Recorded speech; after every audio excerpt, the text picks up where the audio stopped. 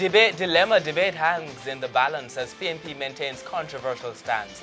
Good evening and welcome to Primetime News on air and online at onespotmedia.com. I'm Archibald Gordon. And I'm Doreen Samuels. Also this evening, I am not afraid.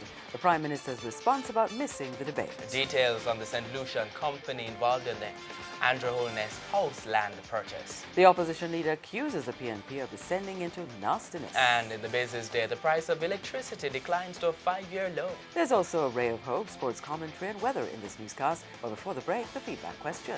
Do you care whether there is a national debate? Why or why not? Share comments online, facebook.com/Television Jamaica and tweet us at Television Jam. Stay with us. Primetime News returns right after this break. News headlines